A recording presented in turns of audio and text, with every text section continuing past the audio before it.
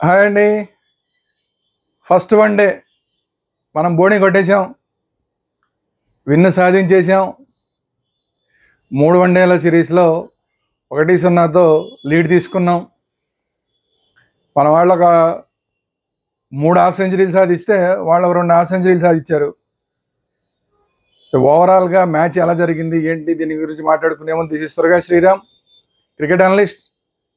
మన channel Vedanta channel, అలాగే cricket Vedanta channel 2 subscribe చేసుకోండి. At the same time bell icon నొక్కండి.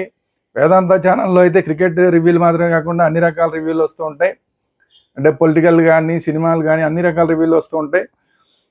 సో క్రికెట్ మాత్రమే కావాలనుకునే వాళ్ళ కోసం క్రికెట్ వేదాంత ఛానల్ దాన్ని సబ్స్క్రైబ్ చేసుకోండి. Thank you very much. ఇంకా ఈరోజు విరాట్ కోహ్లీ ఆడలేదు. ఇది కొంత పెద్ద డిసప్పాయింట్మెంట్ చాలామందికి. యాక్చువల్గా మ్యాచ్ ముందు దాకా ఆడతాడు అనుకుంటే మ్యాచ్ ముందు ప్రాక్టీస్ సెషన్లో ఆ నీ దగ్గర ఒక ఇది సాక్స్ వేసుకొని కనబడ్డాడు. అటు అటు ఇటు రన్నింగ్ చేస్తున్నప్పుడు ప్రాబ్లం కనబడింది అతనికి.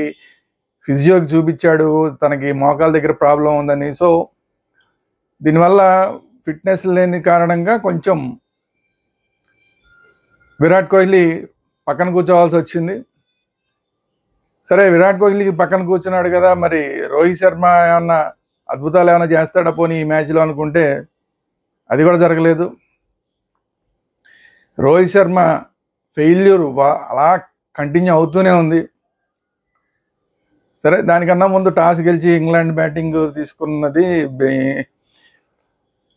వాళ్ళలో ఓ మంచి ఓపెనింగ్ పార్ట్నర్షిప్, బ్రహ్మాండమైన ఓపెనింగ్ పార్ట్నర్షిప్ వచ్చింది. యాక్చువల్గా పిచ్ నుంచి అయితే పెద్దగా ఏమీ అసలు బౌలర్స్కి పెద్దగా రెస్పాన్స్ లేదు. Full batting wicket. అలాంటి బ్యాటింగ్ వికెట్ మీద ఇంగ్లాండ్ మంచి ఓపెనింగ్ పార్ట్నర్షిప్ అయితే సాధించింది. కానీ అనవసరంగా ఫిల్ సాల్ట్ ఒక అనవసరమైన రన్అట్కి వెళ్ళటం, 3వ రన్ తీద్దామని ప్రయత్నం చేసి రన్అట్ అవ్వడం, ఆ వెంటనే డకెట్ అవుట్ అవ్వడం, ఆ వెంటనే ఇంకో వికెట్ పోవడం, సుమారు 70 రన్స్ దగ్గర వరుసగా 3 వికెట్లు పడిపోయినాయి. దాంతో ఇంగ్లాండ్ యొక్క ఏదైతే రన్ రేట్ ఉందో రన్ రేట్ పూర్తిగా డౌన్ఫాల్ అయిపోయింది.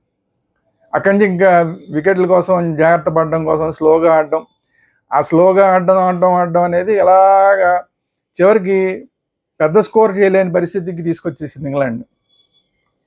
సరే, మధ్యలో ఒక 2 పార్ట్నర్షిప్లు వచ్చినా కూడా చివరికి ఎంత 248కి పరిమితం అయిపోవాల్సి వచ్చింది.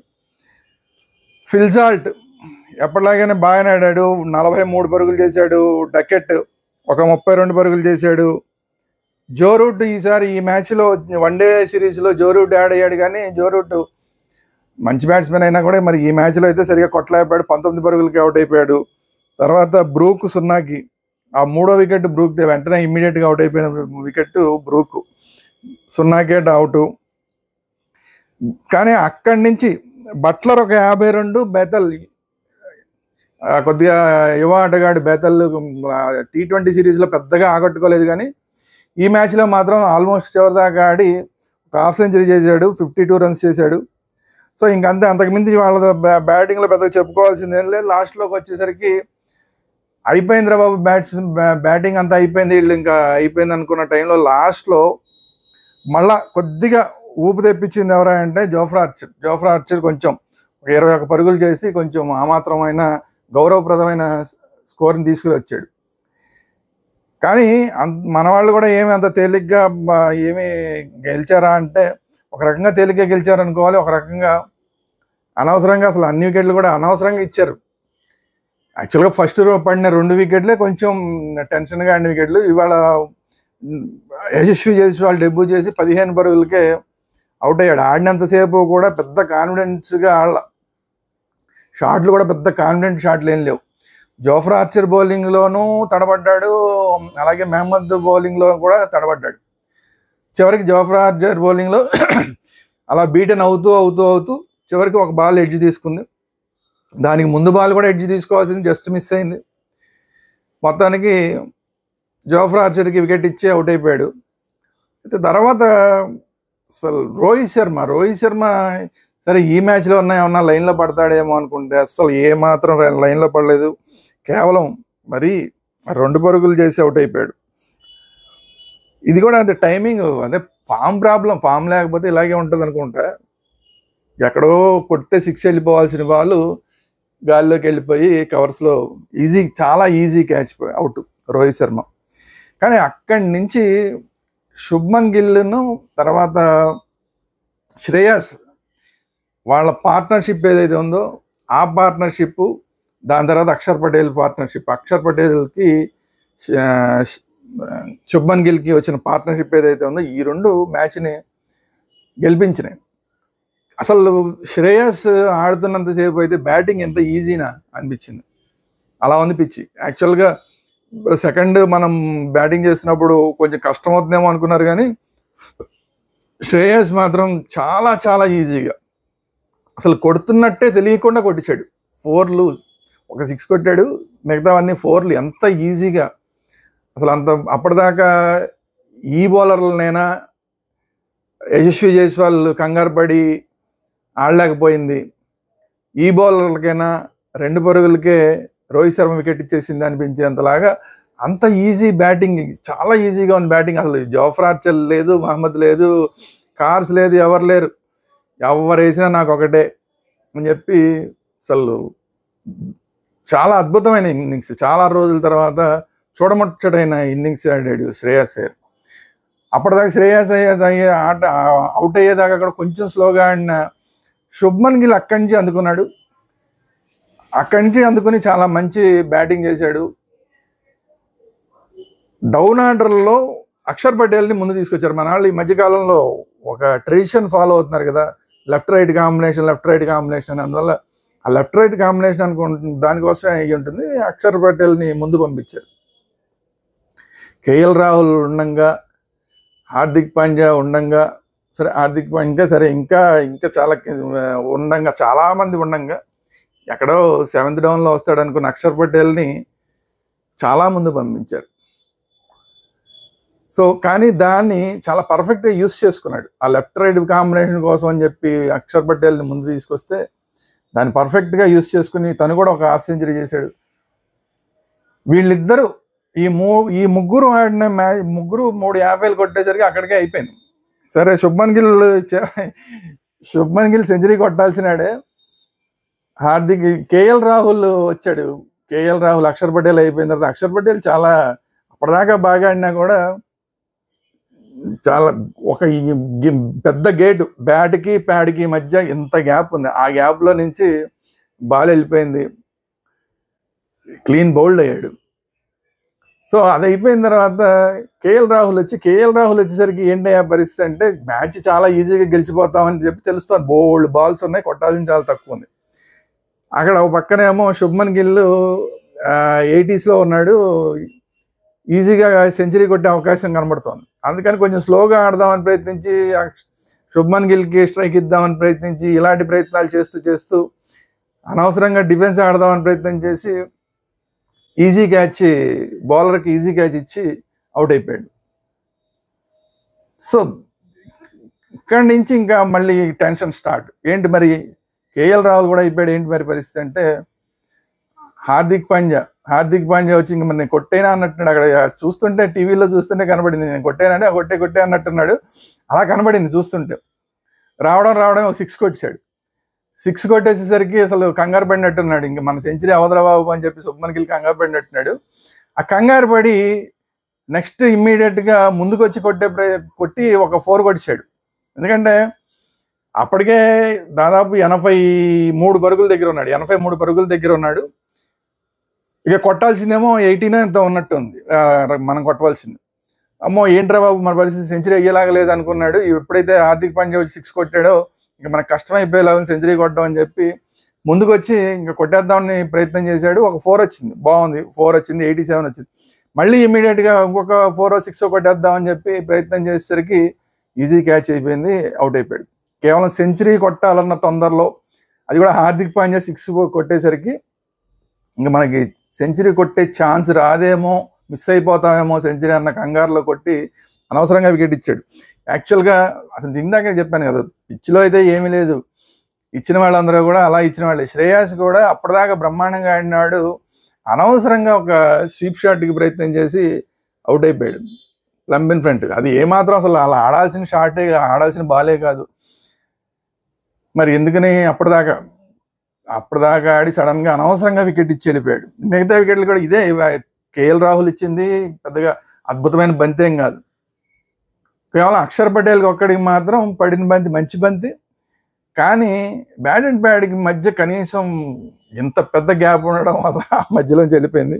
సరే, మిగతా ఫార్మాలిటీని లాస్ట్లో ఇంకా హార్దిక్ పాండ్యాను జడేజా వచ్చి మిగతా చిన్న ఫార్మాలిటీ పూర్తి చేసి గెలిపించారు మనకి.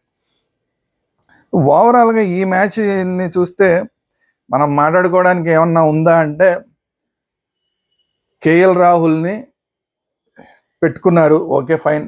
కానీ దానికి న్యాయం చేశాడా అంటే కేఎల్ రాహుల్ బ్యాటింగ్లో న్యాయం చేయలేపాడు. వికెట్ కీపర్గా మాత్రమే అనుకుంటే మరి రిషబ్ పంత్ పరిస్థితి ఏంటి? రిషబ్ పంత్ని కాదని చెప్పి కేఎల్ రాహుల్ పెట్టారంటే, రిషబ్ పంత్ యాక్సిడెంట్ అయిన టైంలో కంటిన్యూస్గా రెగ్యులర్గా వికెట్ కీపర్గా కేఎల్ రాహుల్ ఉన్నాడు, కరెక్టే. కానీ రిషబ్ పంత్ ప్రిఫర్ చేయదగిన కీపరా లేదంటే కేఎల్ రాహుల్ ప్రిఫర్ చేయదగిన కీపరా అంటే మరి కేఎల్ రాహుల్ అని చెప్పి మరి వీళ్ళు నిర్ణయించుకున్నారు మరి టీం మేనేజ్మెంట్.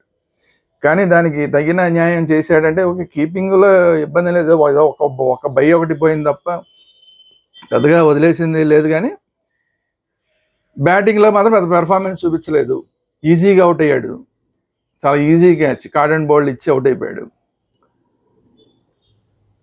సో మరి నెక్స్ట్ మ్యాచ్కి రిషబ్ పంత్కి ఛాన్స్ ఇస్తారా లేదంటే కేఎల్ రాహుల్ని కంటిన్యూ చేస్తారా అనేది ఒకటి ఆలోచించాల్సింది. హర్షిత్ రాణా డెబ్యూ చేశాడు, హర్షిత్ రాణా 3 వికెట్లు తీశాడు.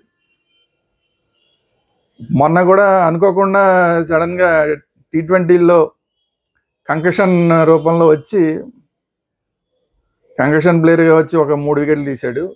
సరే, మరి దాని దృష్టిలో పెట్టుకున్నా ఏమో మరి ఇవాళ డైరెక్ట్గా ఛాన్స్ ఇచ్చారు, ఇవ్వంగానే 3 వికెట్లు తీశాడు. యాక్చువల్గా అక్కడ ఈ పిచ్లో అయితే ఏమీ పసలేదు, కానీ హైట్ని ఉపయోగించుకుని బంతిని ఎక్కువ రైస్ చేయడం వల్ల, ఎక్కువ బౌన్స్ చేయడం ద్వారా వికెట్లు సాధించాడు. వచ్చిన 3 వికెట్లు కూడా అలాగే వచ్చినాయి. ఆ ఎక్కువ బౌన్స్ ఇవ్వడం ద్వారా 3 వికెట్లు వచ్చినాయి. షమి పెద్ద గొప్పగా బౌలింగ్ వేసింది ఏమీ లేదు, సరే 1 వికెట్ వచ్చింది. ఏమీ లేని పిచ్చిలో నుంచి రిజల్ట్ ఎవరు రాబట్టారయ్యా అంటే Jadeja, Ravindra Jadeja wicket wicket wicket wicket wicket wicket. నువ్వు ఆడితే ఆడు, లేదా నువ్వు నాకు ఎల్బిడబ్ల్యూ అన్న అవ్వాలి, బౌల్డ్ అన్న అవ్వాలి అన్నట్లాగా వేసాడు bowling. Wicket wicket wicket wicket ఇచ్చి అంతే. అప్పటికి వాళ్ళు అందుకనే అక్కడే ఒకసారి 3 వికెట్లు పడేసరికి స్లో అవ్వడం వల్ల అందులో ఏమాత్రం అవకాశం ఇవ్వకుండా రవీంద్ర జడేజా వికెట్ వికెట్ వేయడం వల్ల షాట్లు కొట్టడానికి ఎక్కువ అవకాశం రాలి. దానివల్ల కొంచెం వాళ్ళ మీద ప్రెషర్ ఎక్కువైపోయి కొట్టాలనే ప్రయత్నంలో అవుట్ అయ్యారు. సో రవీంద్ర జడేజా 3 వికెట్లు, హర్షిత్ రాణా 3 వికెట్లు, మహమ్మద్ షమీకి 1 వికెట్ వచ్చింది, అక్షర్ పటేల్కి 1 వికెట్ వచ్చింది, కుల్దీప్ యాదవ్కి 1 వికెట్ వచ్చింది. అయితే కుల్దీప్ యాదవ్ ఇవాళ ఆకట్టుకున్నాడా అంటే నేను చూసి నాకైతే మాత్రం పెద్దగా ఆకట్టుకున్నట్టు ఏం కనపడలా. వాళ్ళు ఏమి ఇబ్బంది పడినట్టు కూడా పెద్దగా ఏం కనపడలా. మరి వాళ్ళు భయపడుతూ ఉన్న వరుణ్ చక్రవర్తిని టీంలోకి తీసుకొచ్చి ఫైనల్ ప్లేయింగ్ లెవెల్లోకి ఎందుకు పెట్టలేదు అనేది ఒకటి ఆలోచించాలి. కుల్దీప్ యాదవ్ని ఎందుకు తీసుకున్నారు? 1 వికెట్ వచ్చింది, పెద్దగా ఆకట్టుకున్నది కూడా లేదు, అద్భుతమైన స్పిన్ తిరిగింది కూడా ఏమి లేదు.